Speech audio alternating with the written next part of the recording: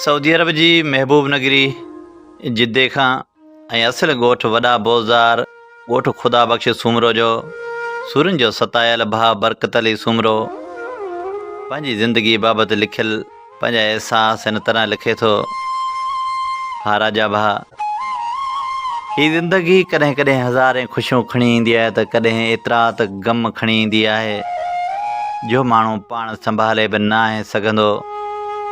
ईअं असांजो ख़ुशियुनि भरियो घरु, पंहिंजी फैमिली, ॿार बचा, भेणूं भाइर, जिन खां अलाए छो हिकु साल थी वियो आहे क़िस्मत परे करे छॾियो आहे। के माण्हू ख़ुशीअ खां परदेस वेंदा आहिनि, पर के माण्हू मजबूरीअ खां पंहिंजो देश छॾे परदेस वेंदा आहिनि। ईअं असां बि गुरबत जा ॾींहं घारींदे मजबूरियुनि में खयल कर्ज़ जंहिंजो व्याज वधंदो ई रहियो ऐं व्याजनि जा दड़का ऐं दाबा जिन मजबूरीअ में मूंखे पंहिंजो देश छॾायो। राजा भाउ, मञा थो त व्याज खणणु सुठी ॻाल्हि न आहे, पर कॾहिं कॾहिं ज़िंदगी में एतिरियूं त मजबूरियूं ईंदियूं आहिनि जो मजबूरियुनि हथां माण्हू मजबूर थी वेंदो आहे। मूंखे न हुई ख़बर त टके बराबरि खयल कर्ज़ व्याजी वधाए वधाए लखें रुपया करे छॾींदा ऐं चवंदा आहिनि जेको ॾाढो सो गाबो। ऐं ईअं ई असांजे इलाइक़े जा जेके सरमाएदार, उन्हनि मूंखे कूड़नि केसनि में फसाए मूंखे पंहिंजे बचड़नि खां परे करे छॾियो, घर घाट खां परे करे छॾियो ऐं आउं मजबूरनि देश छॾे अॼु परदेस में दरबदर आहियां। परदेस में ज़िंदगी कीअं पई गुज़रे राजा भाउ, इहो अलाह ई ॼाणे थो। पंहिंजा बचड़ा यादि ईंदा आहिनि ऐं उन्हनि खां बि माफ़ी वठां थो। पंहिंजे यारनि ऐं दोस्तनि खां, भेणनि ऐं भाइरनि सभिनी खां माफ़ी वठां थो त आउं मजबूरीअ में अवां सभिनी खां दूरि आहियां। बसि हिन हुकूमत जे अॻियां बि घणा ई मुंहिंजे बचड़नि इलाज कया, पर को बि दाद फरियाद न थियो। अॼु बि मुंहिंजा बचड़ा मुंहिंजे लाइ रोई राति गुज़ारींदा आहिनि, सुरकी राति गुज़ारींदा आहिनि त असांजो बाबा कॾहिं थो अचे। पर राजा भाउ, ख़बर न आहे त कहिड़ो ॾींहुं क़िस्मत आणींदी ऐं आउं पंहिंजे ॻोठ मोटी वेंदुसि ऐं पंहिंजे बचड़नि सां मिलंदुसि।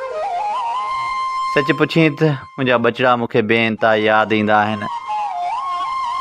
मुंहिंजो नंढड़ो उज़ैर अली सूमरो, पाक उनखे सिहत ॾे, ज़िंदगी ॾे, उनखे बर्ज़ कंदुसि त पंहिंजी भेणनि जो ख़्यालु रखजांइ, वक़्त ते स्कूल वठी वञिजांइ बाबा।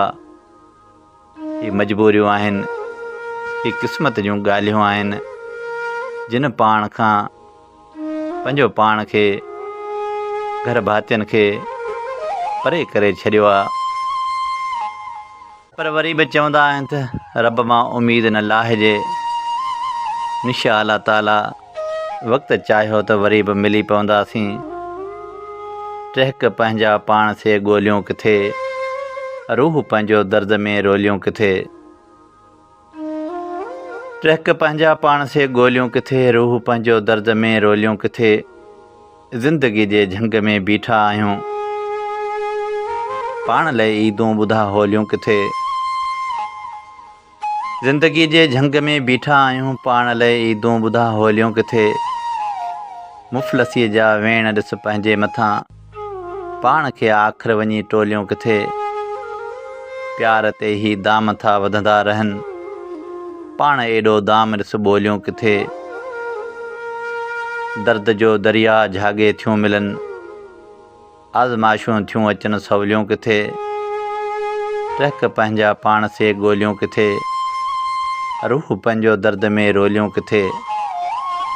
हा राजा भाउ, हाणे त हर ॾींहुं सूरनि में गुज़रे, हर राति सुरकंदे गुज़रे थी। बसि छा कजे, मजबूरियूं कॾहिं कॾहिं इंसान खे मजबूर बणाए छॾींदियूं आहिनि।